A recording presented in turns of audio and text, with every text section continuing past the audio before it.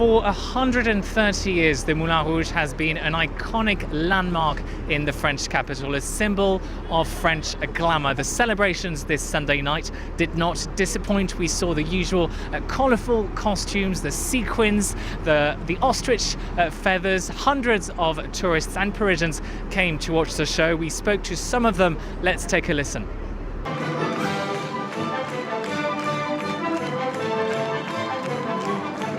You know, there was a time when the can-can was considered so scandalous that the police would sometimes raid the dance halls where it was performed. But of course, that's when ladies didn't show their ankles, much less their underwear. And by the 1890s, it was so popular you could find it in dance halls all over Paris. Like the most famous of all, the Moulin Rouge.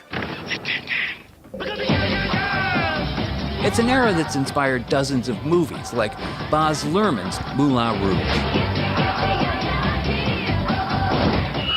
There was Cole Porter's musical Can-Can, starring Frank Sinatra and Maurice Chevalier, which is about the best that can be said for it. See?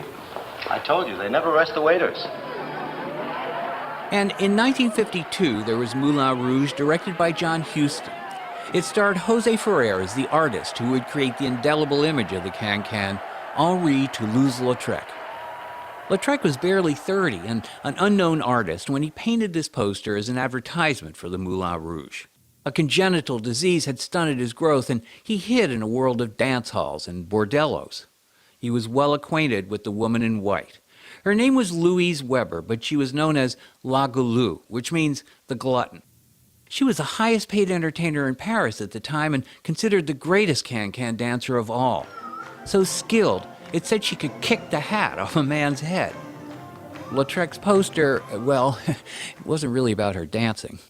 Just ask the curator of prints at the Portland Art Museum, Mary Weaver Chapin. The 1891 Moulin Rouge poster made Toulouse-Lautrec's reputation overnight.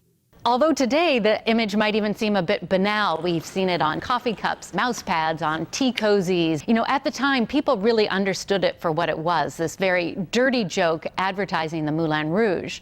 If you notice her dance partner in the foreground, he's sort of a shadowy figure.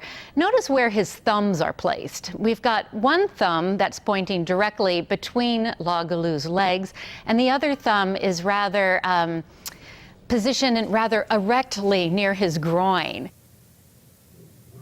It was scandalous. It was seen as outlandish, as a slap in the face to the moral bourgeois order.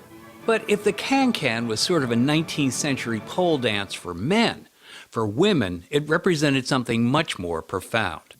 You see, when the Moulin Rouge opened in 1889, it was only about 20 years after Susan B. Anthony had published The Revolution.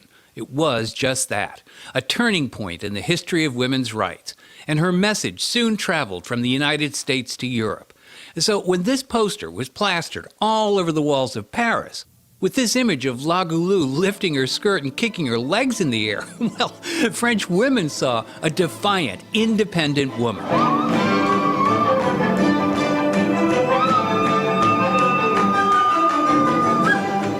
Maybe today the can-can seems like a quaint reminder of a bygone era, but Louise Weber, La Goulou, is still remembered by the French as the woman who helped spark a revolution with the can-can.